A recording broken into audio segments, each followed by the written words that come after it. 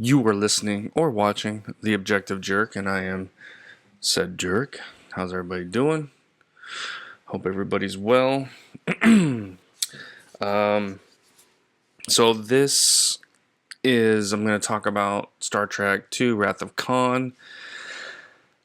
I'm not going to publish it. Usually when I record something, I process and publish it right away, but I don't want to do just bam, bam, bam, bunch of Star Trek. I'm trying to space it out a little bit. So I'm going to do, everything up into a point and then I'll wait. So I'm recording this a little bit earlier. So I'm going to talk about some headlines possibly that are kind of old news by the time you hear this. Because I wanted to do a different podcast about something else before I go into the next episode. But it's been, how long has it been? It's been a little bit since it was the 15th. Today's the 19th, but I think I watched the movie a couple days before. So it's been like about a week since I watched the first Star Trek film. And, so I figured it was kind of about time. But it's a little early compared to my last episode, I guess. So, but anyway, just letting you know. Also,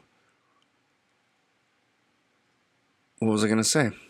Well, I'll come back. Probably not. But, see what's going on. What's going on? Nothing. Same crap. Different day. Ice. Fake protest. I think this is what I think happened. I think that because, Democrats basically had control over all social media stuff. And so it was just like, I used to get, flagged for this and that, and this ain't right, all kinds of stuff. And you saw so much, it seemed like when looking at, X or whatever, right? It was like, the whole world agrees with the Democrats, But it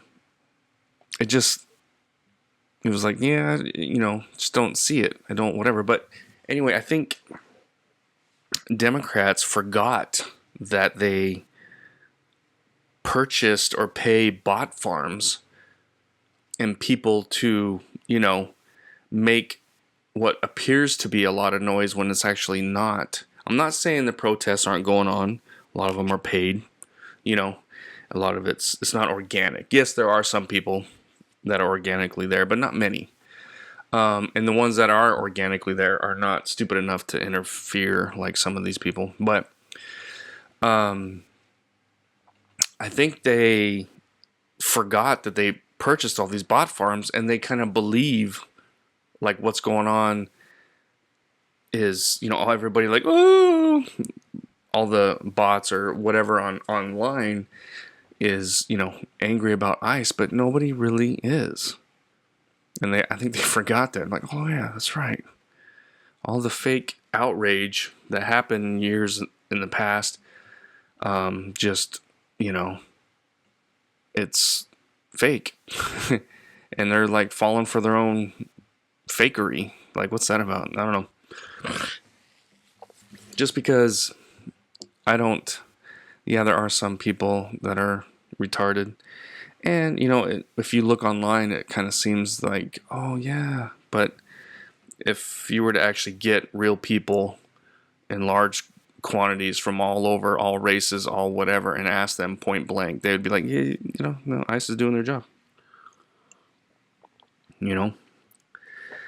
People who are people that are citizens, being detained possibly, and this and that, and, having their day kind of messed up because whatever. Yeah, there's been a few, and they've admitted to them, But the number of illegals with violent criminal histories that are being deported compared to those it's not even close. So it's like people are like, oh, your neighbors, and it's just retarded. It's all a psyop. It really is,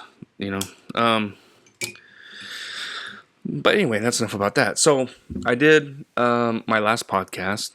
Well, my last one that, as of right now. So listening to this, it's not my last podcast. Shouldn't be. I should have one in between this one and the one. But anyway, technically for me, as I spit these words, my last podcast I talked about Star Trek and how, I'm not trying to, I don't have like a film, review or history kind of channel, which I probably, if I was a smart person who was trying to make anything out of my podcast and or, YouTube channels, that's what I would do, was make a film history review kind of thing, you know what I mean? But I don't want to. I don't know. I just want to do whatever floats my boat for the day, you know what I mean? I don't have a niche. I don't have a certain, I talk about a little bit about everything, but primarily, film, entertainment, religion a little bit, and, a little bit of politics. And I just sprinkle some of my experiences through it all. But it's like there's a lot of people that have, film YouTube channels and this and that are, it's much better than they actually, write scripts and, do lots of editing and stuff. And I'm just so damn lazy. I mean, if, 10 years ago, if I was to time travel back and, maybe I would, I could do this from what I know now and everything.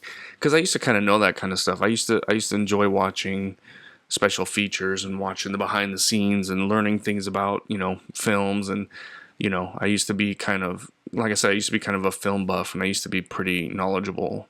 So like if we played like, what's it called? Trivial Pursuit or any kind of game that was, quiz, whatever, and it was like film related, I did pretty good. Which doesn't really do jack for me, except I guess maybe, and those are the people with similar interests and I guess strengths as what I just described. They, started a YouTube channel or whatever, and, and they put that to work. Me, no, I'm not smart enough. But I mean, it's like, with that, and then plus, so that last episode with about Star Trek was actually, I mean, again, I'm below anything. My channel, my podcast, my everything is nothing, absolutely nothing. But I mean, I do have some regulars and whatever this and that. But I think I talked about how different topics are more popular on the different platforms. But it kind of seemed like that Star Trek one was popular on everything. So it's like if I was a numbers guy or a statistic guy, I would be like, you know what? That's what I got to focus on. But I don't want to, man. I don't know. It I just there's people that do. There's a guy that I watch. Oh man, I don't even know if I can. So there's a YouTuber who actually I learned a lot about Star Trek from this YouTuber. And basically all it is a guy watches a film. He's probably seen it before, but he watches Star Trek the motion picture, right? And then he goes through all the special features. He watches the behind the scenes. He watches the movie with the commentary and all this stuff, taking notes from, the mouths of the people who were involved in it, comes up with a script and a description and, gets some clips from the video, edits, and makes a, an interesting and informative, little, whatever you want to call it, documentary or something on Star Trek or whatever, And it's not hard, but it is at the same time. It does take a lot of work to really, it takes a lot of time to sit there and so I just watched it. Like, let's say, for example, I wanted to watch it and I wanted to do that. So I just watched it, took some notes while I watched it, how I felt or whatever I liked and didn't like about it or whatever, right? I don't do any of that, which is why I just got done watching Wrath of Khan and I'm doing my podcast now while it's so fresh in my mind. But, and then, I even watched the special features, like production a little bit. And I don't think I learned anything new. I think it was stuff I already knew. But, then it's like, okay, now I'm going to watch it again, but with the commentary, and I'm going to take notes and this and that. And you take all that information and you write out something. So it's time consuming, and it takes, you got to have the drive for it. It's not as easy as people like to claim. I don't know what the guy is called, though. Shoot. But I watched this guy, and as far as I can tell, that's how he started off. I think I was like, you know what? I think he's a Trekkie. He likes Star Trek, and so he started making these little mini 15, 20 minutes. Some of them are longer than that, I think. Little documentaries on the history and background of these films, and then it's went on to James Bond and some other stuff like that. So I think he just probably like me, just doing something as a hobby, and then people started paying attention, so he just kept going. So it's like, do I want people to pay attention and this and that, and I want to get viewers and stuff? Yeah, but also no, because but then I have a responsibility, and I don't know if I want to do that. I don't know. I guess if I had a bunch of people say, dude, just do whatever, maybe I would. But I don't know. That's going to still be a ways away. I'd have to start out with movies that I can't find. I guess that's what I could do. Find movies that people don't have little videos, or at least not popular, or, whatever. And try and go that route, maybe. I don't know, but I'm not big on editing, man. I hate sitting behind my computer for too long. It kind of bugs me. I'm not a big tech kind of guy. I'm just enough to get by, and then that's it. Like I don't know. I don't know. I just can't do it. It's easier for me to just talk, record, and then put it on a podcast, and then there we go. It's more fitting to my laziness and my, whatever. Anyway, so wow, how did I get to that? What was I talking about? Star Trek, this and that. I was just kind of describing, I guess. Anyway, but so it's, they're out there. If you're listening to this and you're like, man, I would like to listen. Man, I need to find out. I got to get these names of people so I can. I mean, it's not hard if you get on YouTube. YouTube's the only thing I really watch. I don't really watch much anything else other than like physical copies of films and stuff, old ones or new ones. I watched with my son. I watched Primitive War. It was all right. It was a little more low budget than I was expecting, and I was kind of expecting more of like Kong Skull Island. Like it's just dinosaurs in a an unfound can't think of the word right now, but like not like a time kind of thing or whatever. I don't want to say too much in case somebody wants to watch it. I mean, it was entertaining. I thought it was gonna be a little more violent, which isn't a bad thing, I guess. But I don't know. It was just a little different. I thought it wasn't bad, but I honestly thought it would be a little better. I'm trying to see if I can think of who it is that I watch all that stuff from, so I can share the love and be like, dude, this is who I watch all that stuff from. But I'm gonna sit here and look at this all the whole time. I don't want to record myself scrolling through my phone. Next time, let me know if you want to know who it is I'm talking about. He makes, some decent stuff. He did it all for the Star Trek films, and James Bond, like all the James Bond films, and plus he does other stuff too. But anyway, yeah. So The Wrath of Khan, just got done watching that with my son, and I remember, I think I said it before on the previous podcast that I remembered the worm thing. And that's the only thing I can really remember. I don't think I really sat and watched that film, The Wrath of Khan, till just now. Like, I remember it growing up, like I said, in the worm scene and maybe a couple other little things, but I think I saw the worm scene and that was it. And it creeped me out or something. Maybe I didn't pay attention, because like I said, as a kid, it's easier to follow Star Wars than it is Star Trek. But yeah, man, the movies, it's pretty, I knew, obviously what happens, but even when Spock, goes, and then they have his little funeral and everything, it's like fighting back tears a little bit, and I'm like, what the crap, man? What? But that's because it's so good. It's and that's why it is good, because you had people who were either fans or just knew how to please fans. I mean, it's like, yeah, you gotta please the fans, but you also gotta please, the non-fans too, because it's a good movie by itself. You don't have to know anything about Star Trek to enjoy it. It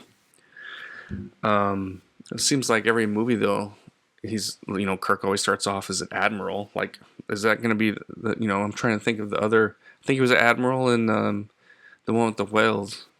I don't have it in front of me. So it's like, when is he captain? But and I've never seen Search for Spock. I don't think so. Be looking forward to watch that. But yeah, so the movie, much better production value. Is that the right terms? Special effects are a lot better than the first one. Maybe they kind of used the same because they did the shuttle thing again. But when they're going to do the inspection, and it's all very similar to the first film. But again, at least it wasn't like a 20-minute. I don't know. I'm exaggerating, but it was quick and to the point, and yeah, it's like the pacing's much better, so much more going on. Um, yeah, it's like, if you like sci-fi, I mean, just any movie really, it's not too crazy into like any kind of like sci-fi speak or anything like that. It's just a good movie all around. I think that's why so many people like it. It's not just that it's a good movie, it's a good sci-fi movie, and it's a good Star Trek movie, or a lot of people say the best Star Trek movie. Some people say the best sci-fi movie, really. I mean, as far as it's not a horror sci-fi like Aliens or stuff like that. Space Odyssey. Some people, that's kind of more of like a realistic. Some people would say that's the best one. But yeah, people love the Wrath of Khan. And one thing I didn't know until I watched that YouTuber who I was trying to share. God, I wish I had his thing. I didn't know that Ricardo Montalban. I didn't know he was on the show. That character was in the show. Like, that's awesome. I mean, I knew that now watching this. But I remember, I didn't know that. I thought that was kind of cool. And then when I just watched the special effects and special features, the guy who was tasked with writing the first, screenplay or whatever, he just watched a bunch of the old shows, trying to get ideas and this and that. And then that's what he came on, was that episode with Khan, and where he gets, when they get thrown, or not thrown, but, I haven't even seen the episode yet. But I know it's like, Kirk basically sends him and his people to a planet to whatever, but then, they, at the end of the show, they're like, man, 100 years from now, I'll be kind of curious to see what happens of it. But then you kind of get to see, what happens. Although it's 15 years. And that's so crazy, dude. I mean, 83, I think that's when that came out, was 1983. But that's, in 1983, 15 years before 1983 was the 60s. Like, that's just kind of crazy to think about, And as a kid, to me, the 60s felt like forever ago. And now 83, it's 30 years, 40 years. You know what I'm saying? Like, it's kind of crazy how, how much time has, I think part of it is crazy. I know I don't finish my sentences, and I'm sorry. I'm trying not to do that. But it's crazy how fast time goes, and how much, time in between certain things is what I meant to say, but I didn't finish it. But I think the reason, like, within the last 20 years, for sure, other than technology and stuff, it's not a whole lot has changed. Like you can look at a car or a picture or a film, and you can know that, like, okay, that came out in the 50s, probably because it's black and white, right? Depending on whatever. And then just kind of what they're wearing and just the way certain things are, you could almost tell, okay, that was 50s, 60s, that was the 70s, that definitely came out in the 80s. I think that's the 90s, and then, maybe 2000s.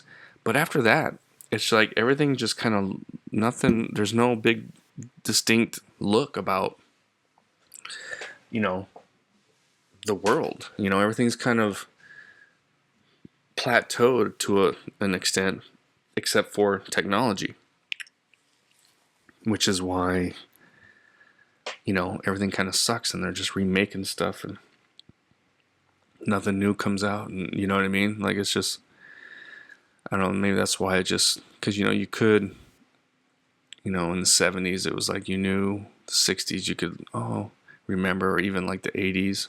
But I was a kid in the 80s, so 60s seemed like so long ago. And then I remember in the 90s, when it was like the 30th anniversary of JFK being killed. Now that's 60 years. It's like, this is crazy.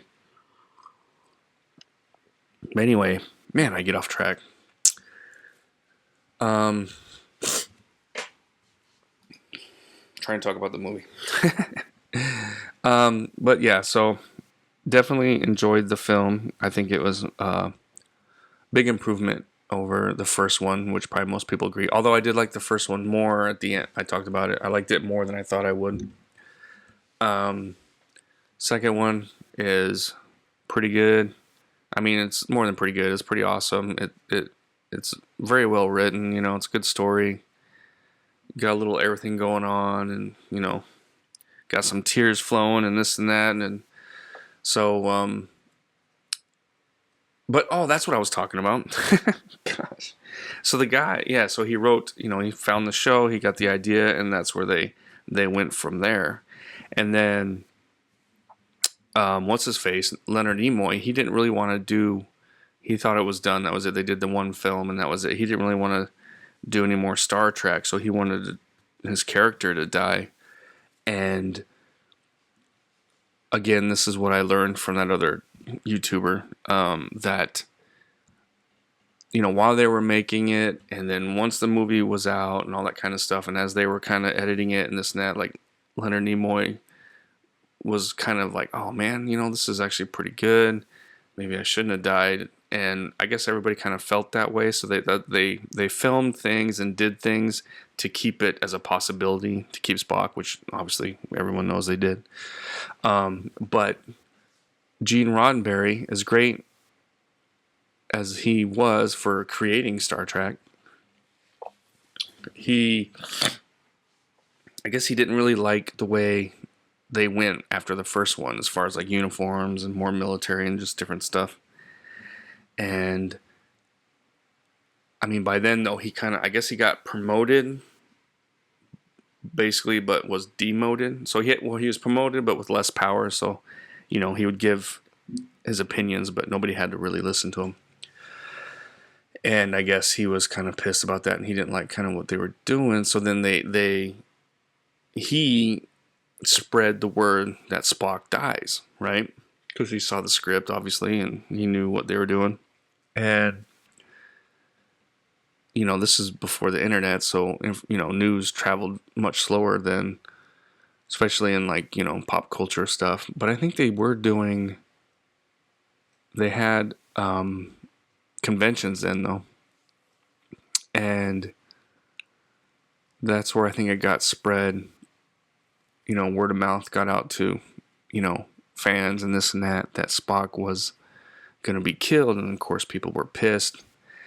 And so the producers, whoever made the decision in this film, they filmed that beginning scene where they're doing the training for the what is it? It's like the same thing in the remake, the 2009 remake. I can't think of the word. I know somebody's like, dude, it's the blah blah blah. Sorry.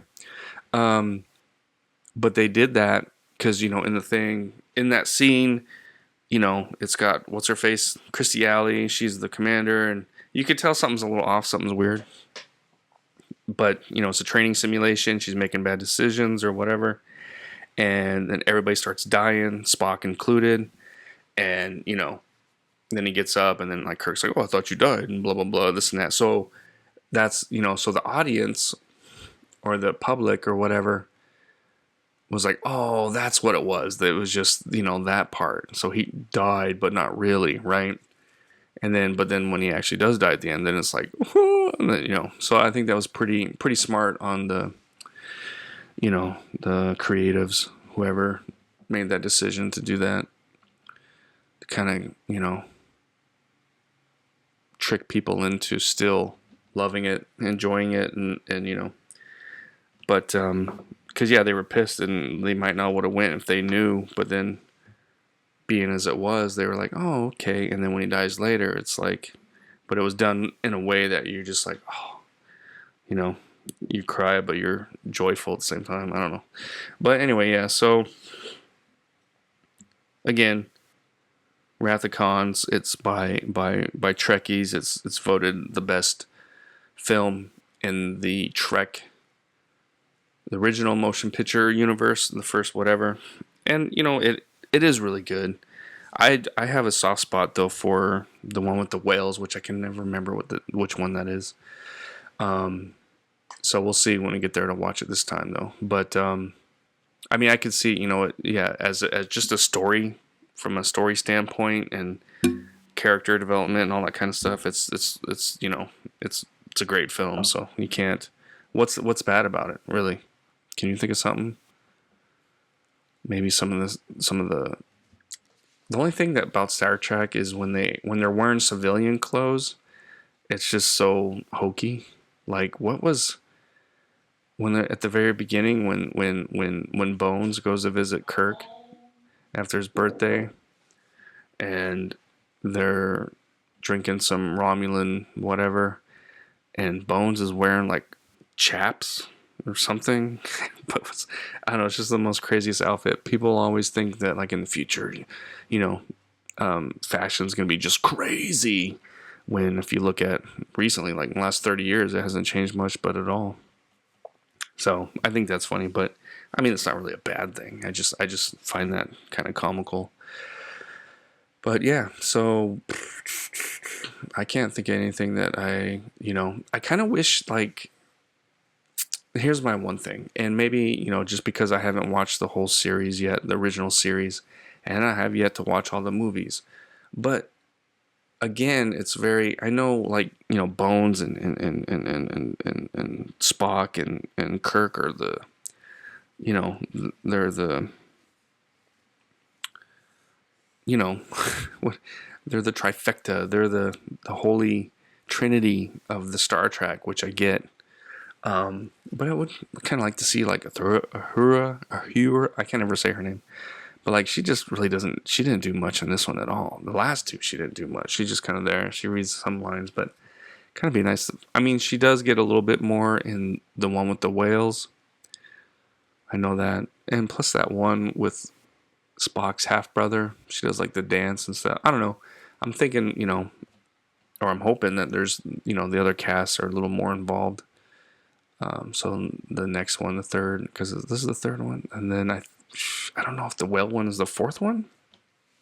Find out. But anyway, that's all. I like some of the other. Dude, Kirk's awesome. Love Kirk, but it's like I like it when they kind of give a little love to the other characters too, though. That's all. Anyway, let me know what you think. And I appreciate your time. Thanks for hanging out. I'll see you guys next time. All right. God bless. Bye.